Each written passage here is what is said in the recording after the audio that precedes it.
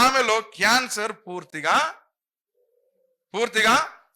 నయమైపోయింది. ఇప్పుడు క్యాన్సర్ ఆమెలో క్యాన్సర్ లేదు, మళ్ళీ యథాస్థితిలోకి రావడం ప్రారంభించింది. ఆమె మళ్ళా స్వరూపం వచ్చింది, ఆమె స్వరూపము వచ్చింది, ఆమె అందం ఆమెకు వచ్చింది, ఆమె సౌందర్యం ఆమెకు వచ్చింది. నాకు తెలిసి అంతకంటే ఎక్కువ సౌందర్యవంతురాలుగా ఇప్పుడు ఆమె కనిపిస్తుంది. కానీ ఆ ధనము, ఐశ్వర్యం, సంపదల కంటే ఇప్పుడు ఆమె ఎందుకో ఆనందంగా కనిపిస్తుంది, ఎందుకో సంతోషంగా కనిపిస్తుంది.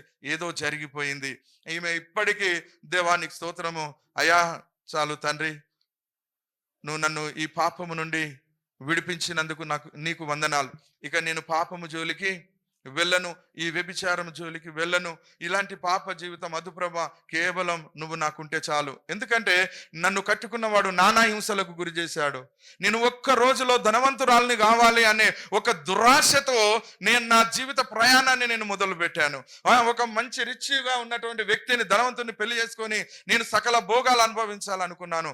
కానీ నా జీవితం చాలా అంధకారములోకి వెళ్ళిపోయింది. ఇక అలాంటి జీవితం నాకు వద్దు ప్రభా, నాకు మంచి జీవితం నువ్వు ప్రసాదించు, ఇక నేను యథార్థంగా నీ సన్నిధానంలో నేను జీవిస్తానని చెప్పేసి ఆమె దేవునికి ప్రార్థన చేయడం ప్రారంభించింది. ఇలా ప్రార్థన చేస్తూ ఉన్నప్పుడు కొన్ని రోజుల తర్వాత దేవుడు ఆమెకు దర్శనమిచ్చి అంటున్నాడట, యానీ లోబాట్, నేను నీతో మాట్లాడుతున్నాను, నువ్వు నాకు కావాలి, నువ్వు నా కొరకే జీవించాలి, కానీ నువ్వు మరలా పూర్వపు స్థితిలోకి వెళ్ళాలి అన్నాడట. నువ్వు మరలా పూర్వపు స్థితిలోకి వెళ్ళాలి అన్నప్పుడు ఆమె డైలామాలో పడ్డది. అరే, నా పూర్వపు స్థితి ఏంటి? వ్యభిచారం చేసేదాన్ని, నేను భయంకరమైన వ్యభిచారం చేసి డబ్బులు సంపాదించి ధనవంతులైన వారు ఎందరినో నేను లోబర్చుకొని ఉన్నాను. అలాంటి గొప్ప పాపం చేసిన నన్ను దేవుడు మరలా ఎందుకు ఇలా అంటున్నాడని ఆమె డైలామాలో పడి ఆమె అన్నదట, ప్రభా ఇది ఎలాగూ సాధ్యం?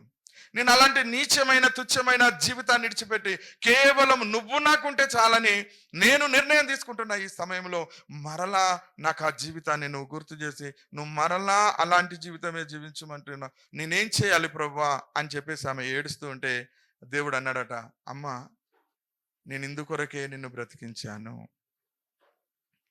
హల్లెలూయా. నేను ఇందుకొరకే నిన్ను బ్రతికించాను. నీతో పాపము చేసిన వారందరూ చాలా భయంకరమైన స్థితిలో ఇప్పుడు వాళ్ళు ఉన్నారు. పాప భయంకరం, చాలా భయంకరం, నరకానికి పాత్రులు వాళ్ళు. వాళ్ళ దగ్గరికి, రిచ్ ఫ్యామిలీ దగ్గరికి వెళ్ళాలి అంటే, ఆ ధనవంతుల దగ్గరికి వెళ్ళాలంటే అది నీకే సాధ్యం. ఇంకొక వ్యక్తి వాళ్ళని టచ్